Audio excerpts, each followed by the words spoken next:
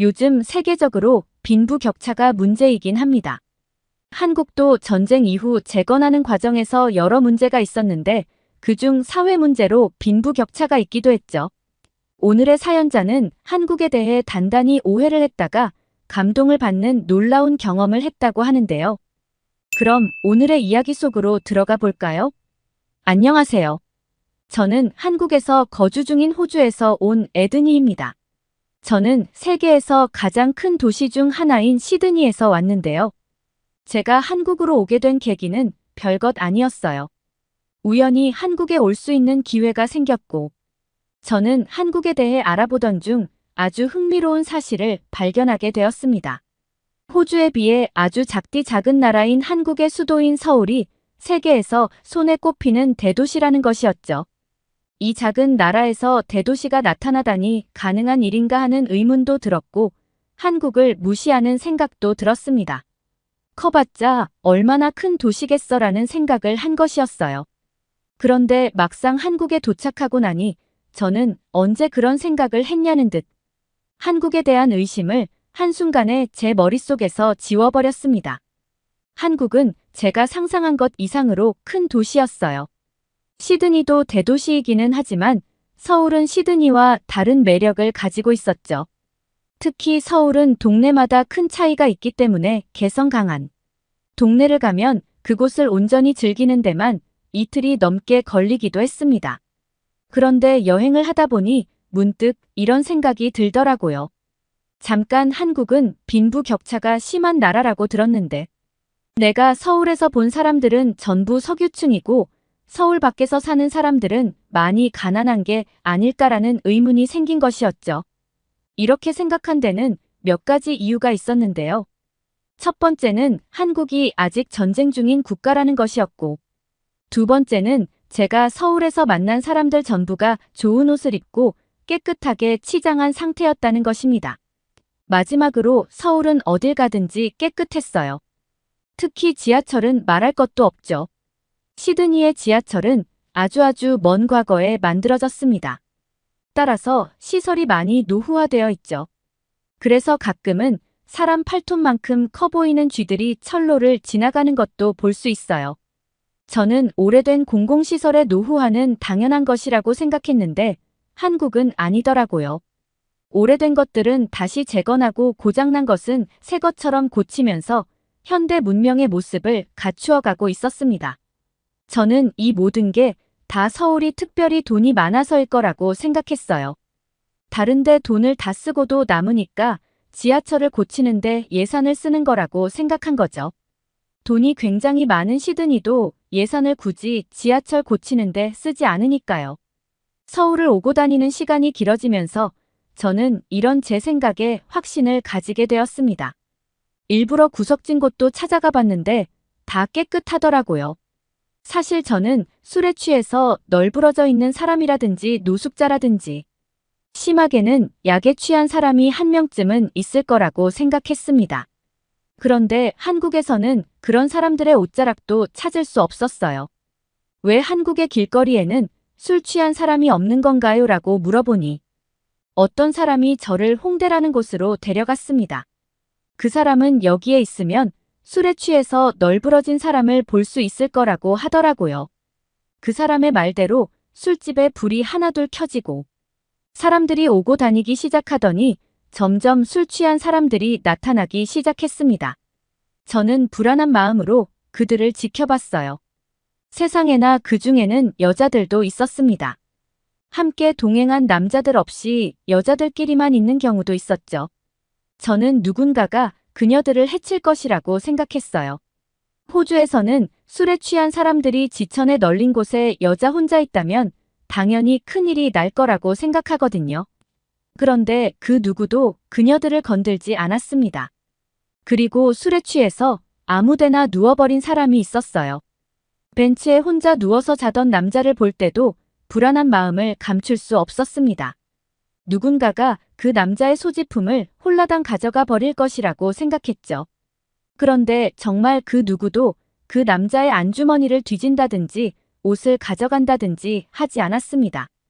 뒤늦게 그 남자를 찾으러 온 친구들에 의해 사라질 때까지 술에 취해서 정신을 못 차리던 그 남자는 안전하게 있었어요. 저는 저를 홍대에 데려온 한국인에게 헛웃음을 치면서 말했습니다. 내가 말한 술 취해서 널브러진 사람들은 이런 게 아니에요. 이건 그냥 하우스 파티에서 지인들끼리 노는 정도밖에 안 됩니다. 제가 본 한국의 밤거리는 전혀 위험해 보이지 않았어요. 이날을 계기로 저는 확신했습니다. 역시 서울은 극상류층이 사는 곳이라고요.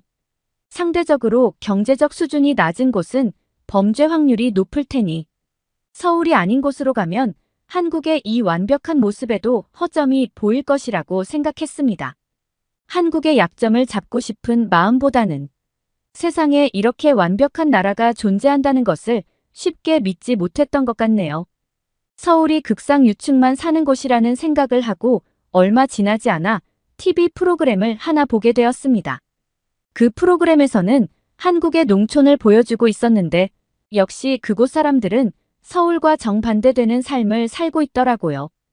뙤약볕에서 일하느라 타버린 피부, 촌스러운 패션 센스 등 서울과는 너무 달랐습니다.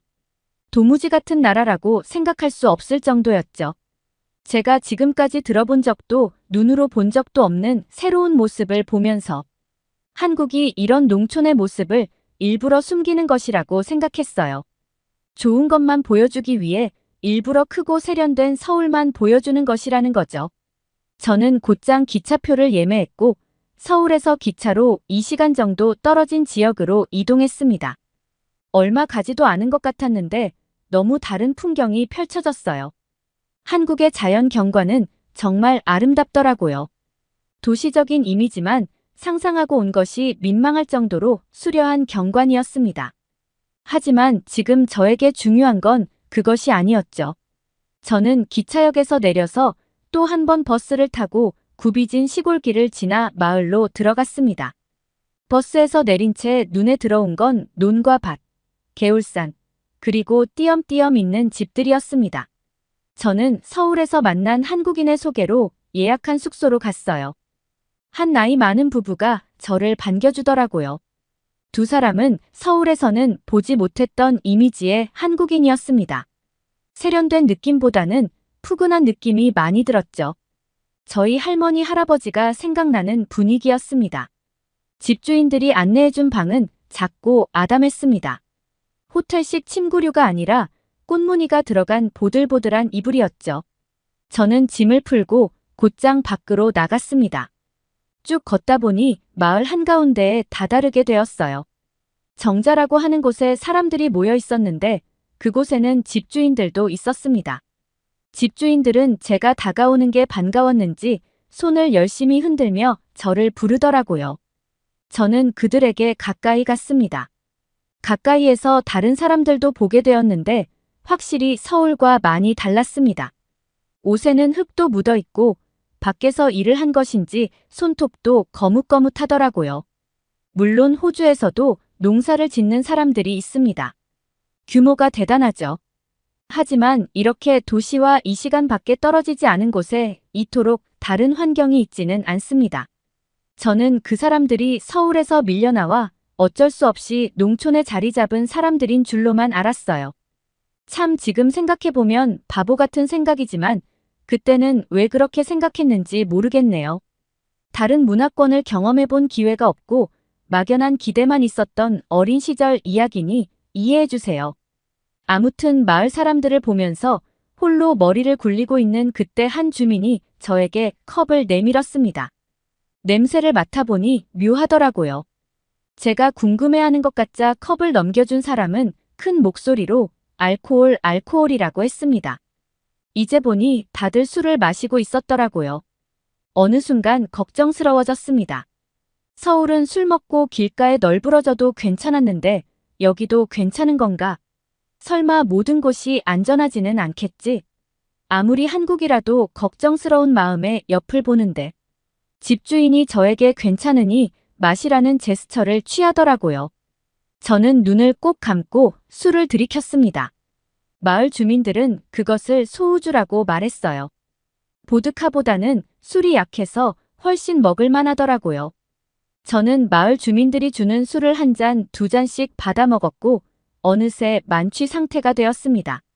이러면 안 되는데, 이렇게 술에 취해 쓰러지면 큰일 나는데 라고 머리로는 생각했지만 몸이 따라주지 않았습니다. 저는 제가 상상력이 매우 풍부하다는 걸 그때 처음 깨달았어요. 마을 사람들이 일부러 저에게 술을 먹여서 취하게 한 다음 제가 가지고 있는 모든 걸 빼앗을 거라는 상상을 했거든요.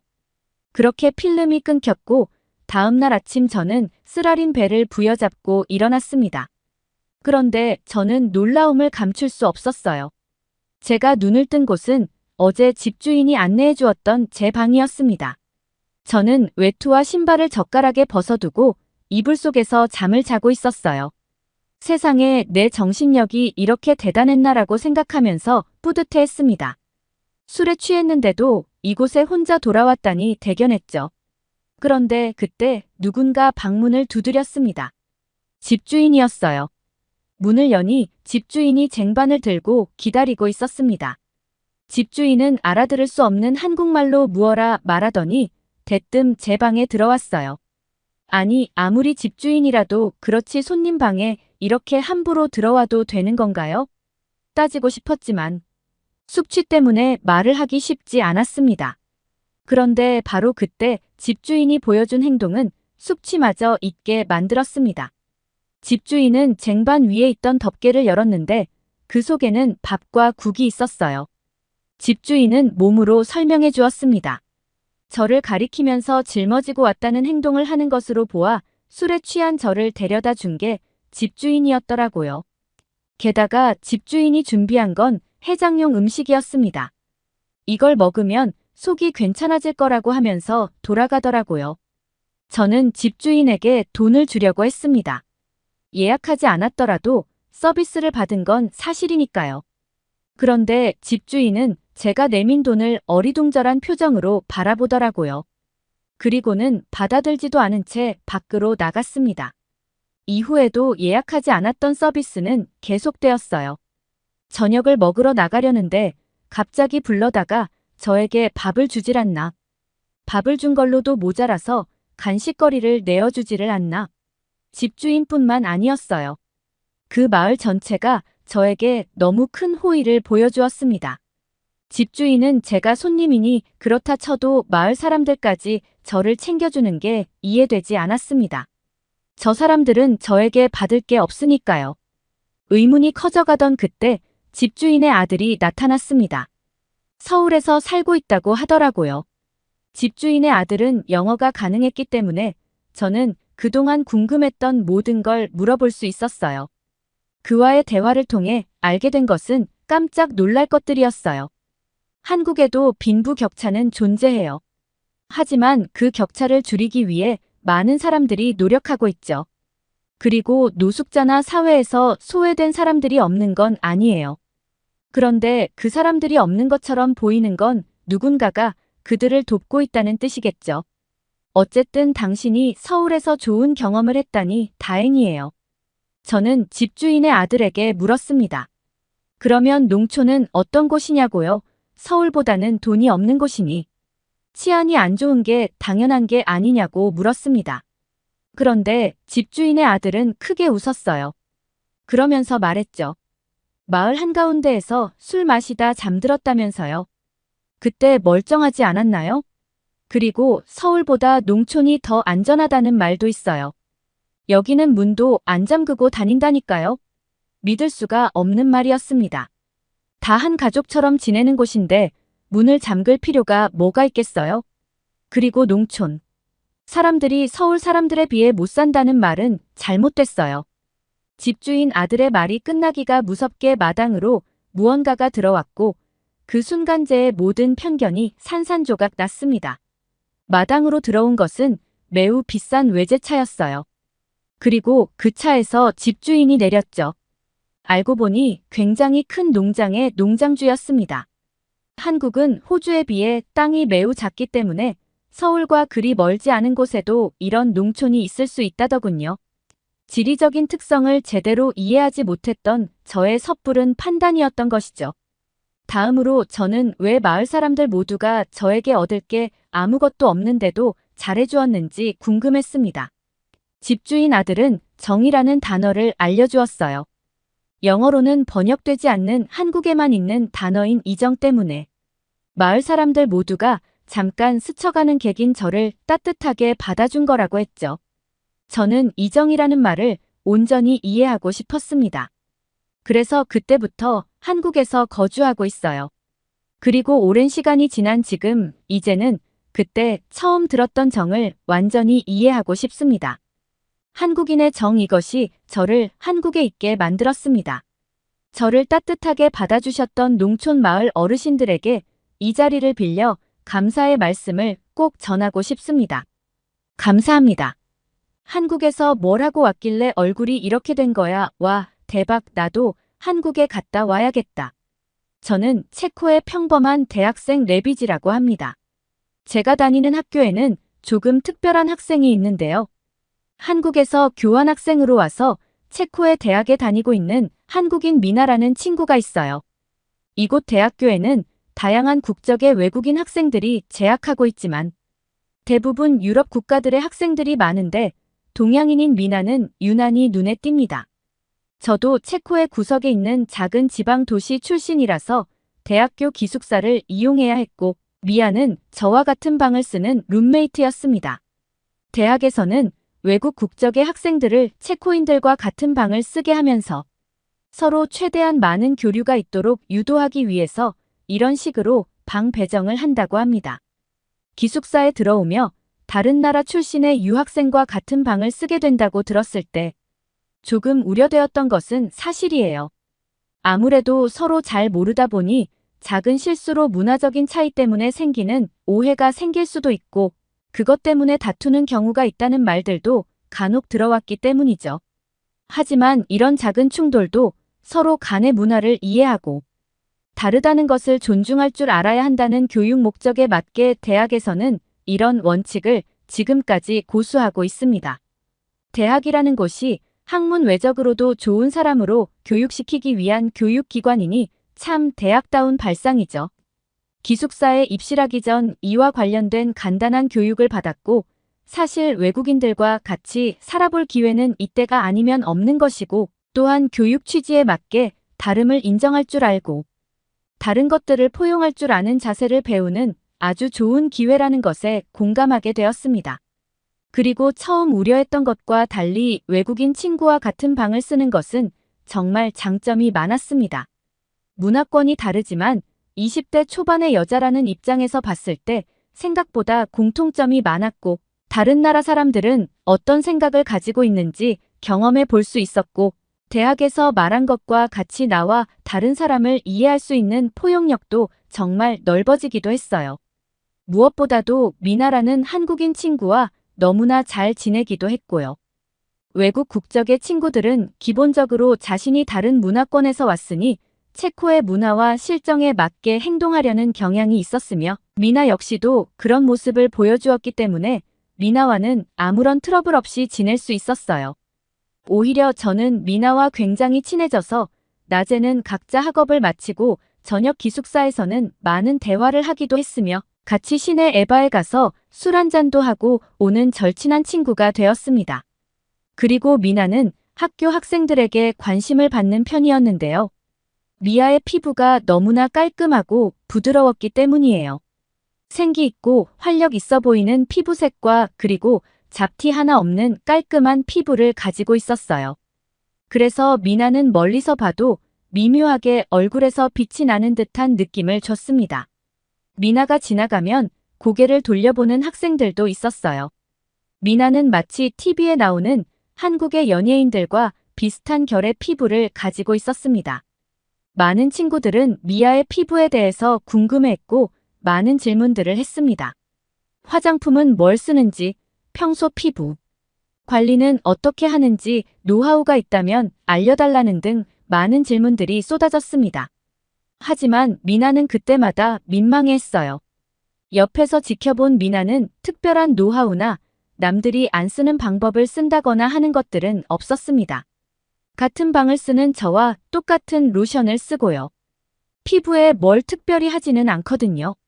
미나는 그리고 자기가 한국에서는 피부 칭찬을 들어본 적이 없는데 여기서는 유난히 그런다며 그런 질문을 받으면 민망한 마음이 든다고 했습니다. 하지만 제가 봐도 미아의 피부는 하얗고 생기 있고 활력 있어 보여요. 게다가 부드러워 보이고요. 한국 이외 동아시아 출신의 유학생들도 미아를 보면서 피부가 좋다고 부러워하며 역시 한국 사람이네라는 말을 하기도 했습니다. 같은 아시아 국가들 사이에서도 한국 사람 하면 떠오르는 이미지가 피부가 좋다, 키가 크다, 잘생겼다, 이쁘다 등 이런 이미지가 있다는 것도 알았습니다. 저는 대학을 다니며 한국 사람들은 외모적으로 굉장히 부러움을 받는 사람들이라는 것을 알게 되었어요. 3번은 한국에서 미나의 친구들이 체코에 놀러 온 적이 있고 미나가 그 친구들에게 체코의 관광 가이드 역할을 해준 적이 있는데 저도 새로운 한국인 친구들과 친해지고 싶어서 그 자리에 끼기도 했던 적이 있었거든요. 그런데 한국인들이 가지고 있는 이미지는 괜히 생겨난 게 아니었다는 생각을 했어요. 다들 하나같이 예쁘고 피부도 좋고 키도 크고 옷도 잘 입어요. 그들에게는 정말 기분 좋은 아우라가 풍기는 것 같은 이미지였어요. 프라하의 길을 다니다가 보면 종종 외모가 괜찮고 훌륭한 동양인들이 있는데 알고 보니 그런 사람들이 대부분 한국 사람이었다는 것을 알게 되었죠. 그리고 하나 놀란 점은 미나의 말대로 미아의 피부가 그 한국인 친구들 사이에 있으니까 특별히 부러워할 만한 좋은 피부를 가졌다는 생각이 안 들었어요.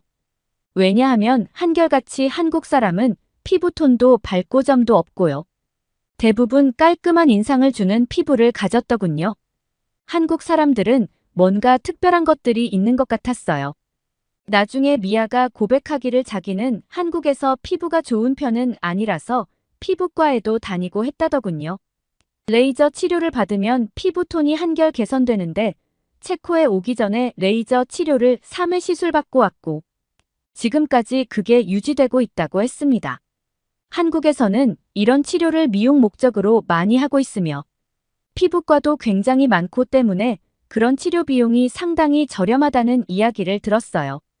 게다가 피부와 관련된 상식도 많이 알고 있다고 했어요. 기숙사의 수많은 방들 중에 저희 방만 가습기를 틀어놓고 있는 이유도 사실 피부 보습과 작은 관련이 있기 때문에 상시켜 놓는 것이라고 말하기도 했습니다. 역시 한국 사람들은 다들 피부과 전문의 같아요.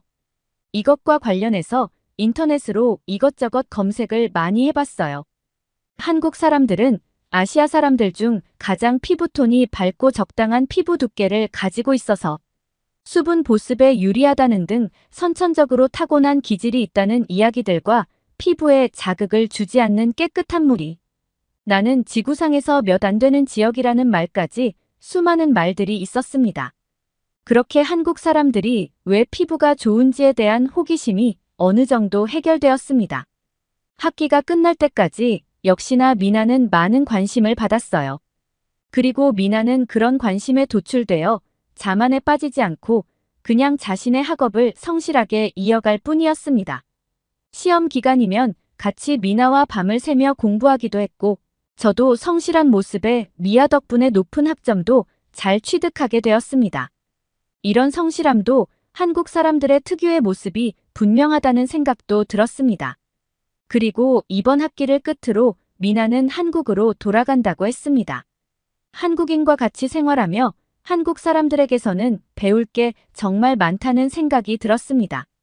미나에게 여러 가지의 의미를 담아서 너와 함께했던 1년이 나에게는 정말 소중한 시간이었다는 인사를 건넸습니다. 방학이 되자 아쉬운 마음이 밀려왔고 더 이상 미나를 못 본다는 마음에 섭섭하기도 했습니다.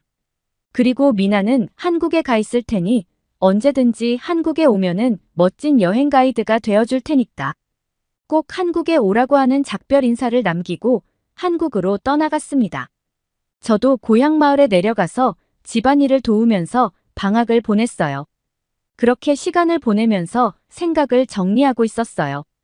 좋은 인연이 있었으면 이별이 있는 법이니까요. 다음 학기가 시작되었고 이번에는 누가 나와 같은 빵을 쓰게 될지 기대가 되었습니다. 이번에는 케냐 출신의 학생과 같은 방을 써야 했는데 조심스럽게 말하자면 미나 생각이 많이 났습니다. 이번 학기에는 나와 다른 사람에 대한 이해를 더 많이 배우는 학기가 되었습니다. 가끔은 강한 인내심이 필요하기도 했지만 결국 싸움 없이 학기를 잘 마무리했어요. 유난히 힘들었던 1년간의 기숙사 생활이 끝나고 저는 미나에게 연락을 했습니다. 잘 지내고 있는 거냐는 인사에 왜 한국에 안 오냐며 다그치는 미나의 목소리에 너무 반가워서 눈물이 나기도 했어요. 뭔가 미나와 지냈던 즐거웠던 학교 생활도 생각이 나고 그래서 저는 한국에 가겠다고 했습니다. 급하게 비행기표를 예매했고 미워하는 날짜만 알려주면 자기가 공항에 마중을 나가 있겠다고 했습니다. 그렇게 조금은 갑작스럽게 한국에 왔어요. 미나와 1년 만에 만났지만 미나는 변한 것 없이 그대로였습니다. 미나와 반갑게 인사를 하고 저는 미나 손에 이끌러셔 어딘가로 향했습니다. 미나가 자취하고 있는 집에 가서 짐을 풀었고요. 이미 어두운 시간인데도 불구하고 미나는 저를 데리고 밖으로 나갔습니다. 한국은 밤에도 마음대로 돌아다녀도 되는 곳이라고 했는데 정말 그 말이 맞더군요. 사람들이 활발하게 활동하고 있었고 저는 그 틈에 섞여서 밤 공기를 마시며 한국을 즐겼습니다. 그리고 다음 날 미나는 저를 데리고 한국의 피부과로 갔어요. 거기서 같이 레이저 시술을 받았습니다. 미나가 3위권을 끊어놨는데 1회를 저한테 양도해 준 거래요. 원래는 안 되는데 체크해서 왔다고 하니까 예외적으로 한번 해주는 거라고 하더군요. 한국의 레이저가 엄청난 효과를 볼 거라면서 체코에 가서 홍보해달라는 의미래요. 농담 반 진담 반이었지만 그만큼 레이저 효과가 대단할 거라고 했어요. 그리고 마취 크림을 바르고 시술을 받았지만 너무 아파서 눈물까지 나기도 했어요. 그렇게 시술이 끝나고 서로 아주 빨개지고 탱탱하게 부어서 못생겨진 얼굴을 보면서 웃기도 했어요. 레이저 시술을 받아버려서 햇빛을 받으면 안 된다고 하더군요.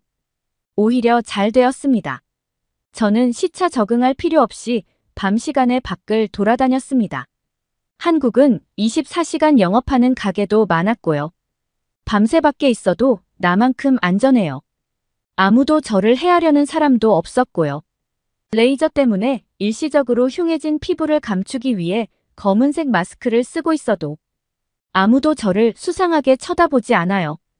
한국은 정말 듣던 대로 대단한 곳이라는 생각이 계속해서 들었습니다. 그리고 일주일 정도는 햇빛을 보지 않았고 피부는 많이 진정이 되었습니다.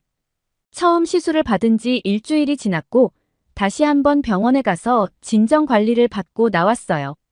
그 뒤로는 한국의 앞모습도 구경하면서 다닐 수 있었습니다. 그렇게 보름 정도의 한국 여행을 마치고 체코로 돌아왔습니다. 그리고 시골집에 있는 내내 저는 놀라운 변화를 느낄 수 있었어요.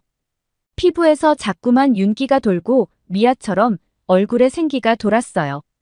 시간이 지나 방학이 끝나고 다시 학기가 열렸습니다. 다시 돌아간 학교에서 피부가 왜 이렇게 좋아졌냐는 질문을 받기 시작했습니다. 딱 한 번 받았을 뿐인데 이렇게 큰 변화가 생길 줄이야. 왜 한국의 피부과 병원이 왜 자신 있어 하며 시술을 해줬는지 알 것 같더군요. 한국에서 피부 미용 시술을 받고 왔다는 소문은 금방 퍼져서 다들 저에게 한국에서 뭘 하고 온 거냐며 질문을 하기 위해 찾아오는 사람도 많았어요. 제 이야기를 듣고 다음 방학 때는 한국에 가겠다며 말하는 사람들도 있었어요. 생각지도 못하게 한국의 홍보대사가 된 느낌이었습니다. 저는 피부과에서 했던 경험 말고 한국에서 겪었던 좋았던 경험들에 대해서 이야기를 해주고는 했지만 아무래도 다들 피부과 시술에만 관심이 있는 모양이에요. 지금 학생들은 한국의 미용 기술에만 관심이 있지만 아마 한국에 다녀와 보면 저랑 이야기할 내용들이 많아질 거예요. 좋은 것들이 참 많고 새로운 경험들, 믿을 수 없는 일들이 많이 일어나는 곳이니까요. 디지털 노마드는 노트북이나 스마트폰을 이용하여 공간의 제약을 받지 않고 재택근무나 원격 근무를 하면서 자유롭게 생활하는 사람들을 말합니다. 흔히 여행을 다니면서 돈을 벌거나 노트북으로 프로그램 개발을 하는 등 다양한 유형의 디지털 노마드가 있는데요. 이들은 일을 할 때 장소에 제약이 없기 때문에 여러 나라를 돌아다니며 여행을 하기도 합니다. 오늘 소개해드릴 사연은 여러 나라를 경험한 끝에 한국에 정착할 수밖에 없었다는 영국인의 사연입니다. 과연 그에게는 무슨 일이 있었던 걸까요? 안녕하세요. 저는 디지털 노마드로 근무하는 30대 영국인 동기입니다. 제 직업은 소프트웨어 개발자예요. 개발자들마다 근무 형태는 다르겠지만 저 같은 경우에는 인터넷만 연결되면 본사와 만나 제가 맡은 업무를 진행할 수 있기에 다른 지방이나 해외에서도 충분히 근무가 가능한 직무거든요. 대부분의 프로그래밍 역량을 자체적으로 관리하므로 특정 시간에 정해진 사무실로 출근해야 하는 제약이 없어요. 그래서 1년의 대부분을 해외에서 보내고 있죠. 하지만 모든 도시가 디지털 노마드로 일하기 좋은 환경은 아니에요. 그동안 여러 국가를 다녀봤지만 예상치 못한 불편으로 업무에 차질이 생기는 경우도 종종 있었거든요. 우선 인터넷이 안정적으로 연결되어야 하는데 이는 저희 업무가 대부분 온라인에서 이루어지기 때문이에요. 하지만 많은 개발도상국은 물론 유럽 선진국에서도 인터넷 연결이 불안정해 곤란을 겪었던 경우가 적지 않았죠. 또 치안과 안전 역시 중요한 요소예요. 치안이 불안정한 나라는 아무리 인프라가 좋더라도 디지털 노마드로 근무하는 장점을 살리지 못하는 경우가 많거든요. 특히 해외에 있더라도 오전에서 낮 동안은 일해야 하는 경우가 많고 시차에 따라 휴식을 취하는 시간이 늦은 밤이나 새벽인 경우도 많아 치안이 더욱 중요해져요. 주변이 깜깜한 밤중에는 범죄 발생률이 높아질 수밖에 없거든요.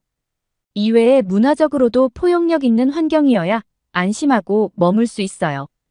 보통 한 국가에 머물게 되면 적어도 한 달에서 석 달 정도는 머물게 되는데 문화적 차이가 큰 국가라면 그만큼 주변 사람들과의 마찰이 발생하는 경우가 많거든요.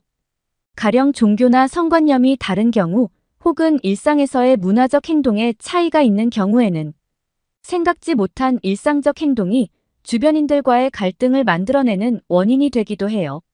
거기에 물가 역시 중요하죠. 사람들은 디지털 노마드를 그저 여행을 좋아해서 한다고 생각하는 경우가 많지만 의외로 현실적인 장점도 있어요. 체류하는 국가에 따라 생활비나 물가가 영국에 비해 매우 저렴한 경우도 있고 영국에서의 수입을 기준으로 했을 때 부동산이나 거주 비용이 절감되는 경우도 있어요. 런던에서는 겨우 침대만 있는 스튜디오를 빌릴 돈으로 다른 나라에서는 단독주택을 빌릴 수도 있죠. 여기에 새로운 문화를 경험하며 느끼는 즐거움과 새로운 아이디어와 영감, 스트레스를 절감하는 등 다양한 장점이 있죠. 그래서 저도 마음에 쏙 드는 도시를 찾아 이곳저곳을 헤맸어요. 디지털 노마드들 사이에서도 자신들이 선호하는 도시에 대한 정보를 공유하는 경우가 많은데 저는 그중에 거의 모든 도시에 체류해봤던 것 같아요. 흔히 많이 꼽는 곳이 인도네시아 발리와 태국의 치앙마이, 독일 베를린과 포르투갈의 리스본 이외에 호주와 콜롬비아가 꼽히더라고요. 각각 장점과 단점이 있었지만 제 마음에 쏙 드는 도시는 아니었어요.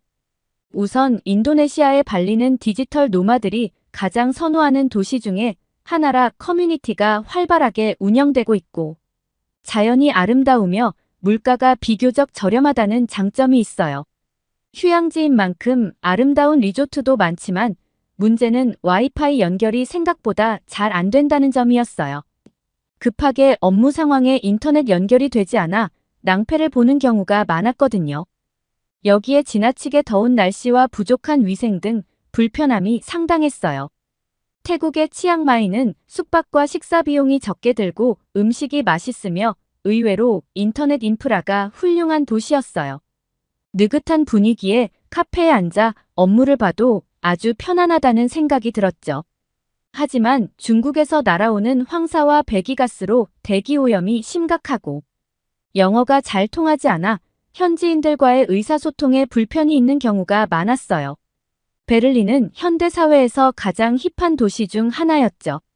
어딜 가든 창의적이고 창조적인 도시 분위기에 영감을 받기 좋았고 다양한 협업 공간이 마련되어 있어 일하기 편안한 분위기였어요. 유럽 최고의 선진국의 수도인 만큼 각종 인프라나 문화, 역사적 환경 역시 인프라가 훌륭했고요. 하지만 유럽 선진국인 만큼 영국에 비해서도 생활비 부담이 심했고 특히 주거와 식사에 들어가는 비용이 상당했어요.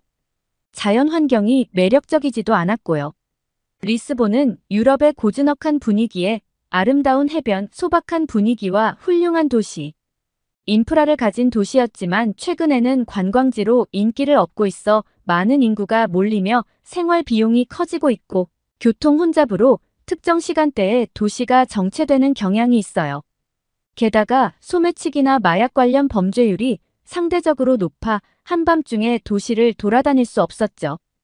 인터넷 환경도 그렇게 우수한 느낌은 아니었어요. 이처럼 다양한 장점을 가진 도시들이었지만 디지털 노마드로서 균형 잡힌 생활 환경을 갖추기에는 아쉬운 점이 많더라고요.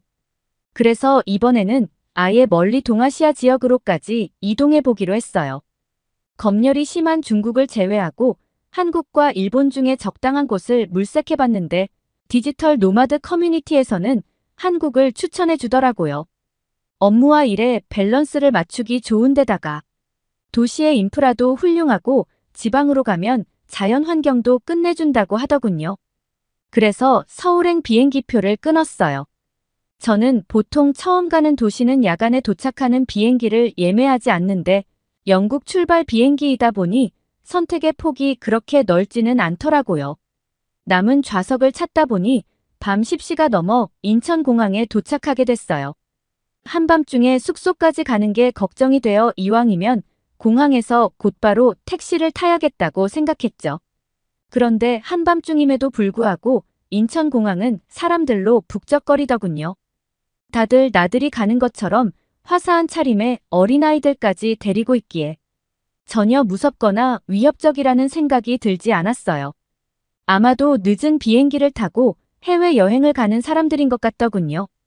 그들이 오는 곳을 따라 게이트를 이동하니 공항 철도라고 하는 지하철이 나타났어요.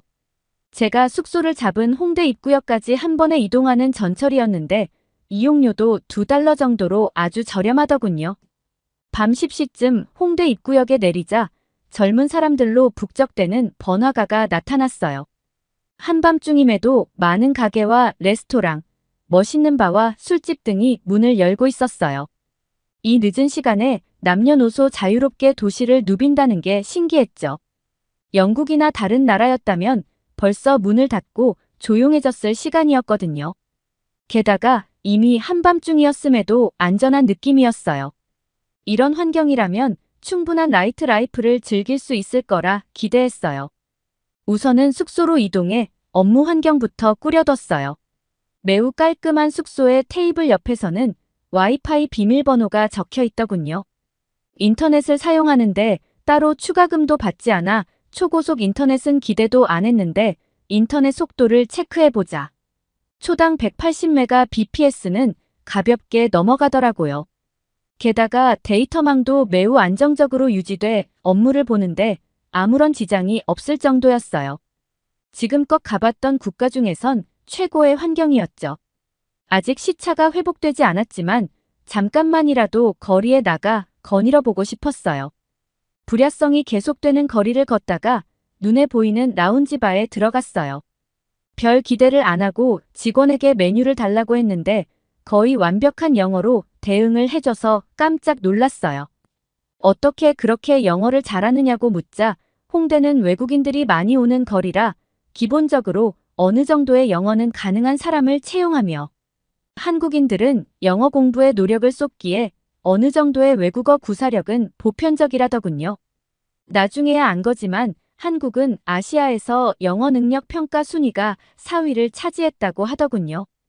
다른 상위 국가들이 영국이나 영국의 식민지였던 걸 감안하면 한국의 언어에 대한 교육열은 정말 엄청나다고 생각했어요. 실제로 한국의 도시 어디를 가든 20대에서 40대 정도의 젊은 한국인들은 웬만큼 영어를 하는 경우가 많아 길을 잃거나 궁금한 점이 있을 때 물어보고 다니기 쉬웠어요. 그렇게 저의 한국 생활이 시작됐죠. 빠른 인터넷 덕분에 원격 근무와 웹미팅 및 화상회의 등 온라인 커뮤니케이션을 하는데 매우 원활했고, 영국의 주요 도시에 비하면 생활에 들어가는 비용도 매우 저렴했어요. 베를린 등의 유럽 선진국에 비하면 외식비나 각종 서비스 비용이 저렴한 편이라 생활비도 절감됐죠. 배달 음식을 시키는 시스템도 아주 간편해서 좋았어요. 게다가 서울이라는 도시는 정말 즐길 거리가 많더라고요. 동양의 변방 국가라고 생각했던 것과 달리 도시 곳곳에 세계적 수준의 문화 콘텐츠가 적지 않았어요. 특히 고궁이나 문화재 등은 매우 저렴한 가격으로 방문할 수 있었고, 시립미술관이나 국립미술관, 공연장 등은 거의 공짜에 가까운 가격으로 즐길 수 있었으며, 보유하고 있는 전시회 수준도 매우 높았죠. 전통과 현대, 미래가 복합된 듯한 독특한 도시 구조가 매력적이었어요. 일하는 시간 이외에는 서울이 가진 문화 콘텐츠를 만끽하기 위해 많은 곳을 돌아다녔죠. 영국이나 유럽의 도시에 비해 서울은 그야말로 메트로폴리스였어요. 서울만으로도 하나의 나라라는 생각이 들 정도로 밀도가 높고 구경 다닐 곳도 정말 다양했죠. 사실 치앙마이나 베를린 등의 도시는 두세 달이 지나면 슬슬 뻔한 느낌이 들 정도로 관광할 곳이 한정돼 있는데, 서울은 워낙 콘텐츠가 많은 데다 시가와 계절이 지날 때마다 도시의 분위기가 달라져 알면 알수록 매력적인 도시였어요. 유럽이나 영국에서 거리만 조금 가까웠다면 더 많은 사람이 찾아와 관광대국이 됐을 거란 생각이 들더라고요. 서울에 익숙해진 뒤에는 한국의 지방 도시에도 다녀봤어요. 처음에는 가장 유명한 부산이나 제주도에 가봤는데, 서울과는 또 다른 자연 환경과 도시 분위기가 매력적이더군요. 이외에도 속초와 경주, 여수 같은 자연 환경과 고대 문화가 보존된 도시를 다녀봤어요. 각각의 개성이 있는 도시들이었지만 모두 깔끔하고 치안도 좋아 마음 편안하게 여행할 수 있더라고요. 게다가 지역별 특색이 있는 음식도 다양하게 즐길 수 있었고요. 시간이 지나다 보니 가능하다면 한국에 오래오래 거주하고 싶다는 생각이 들었어요. 여름이 너무 덥고 겨울이 너무 추운 것만 빼면 제가 지금껏 다녀봤던 도시 중에서는 가장 살기 좋은 국가라는 생각이 들어요. 친절하고 다정한 사람들과 깔끔한 도시, 저렴한 인프라와 대중교통, 그리고 무궁무진한 문화 콘텐츠 덕분에 한국에 머무는 하루하루가 설레더군요.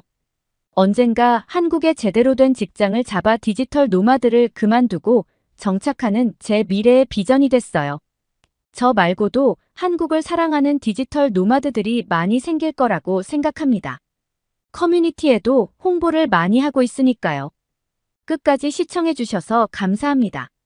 더욱더 좋은 영상으로 찾아뵙겠습니다.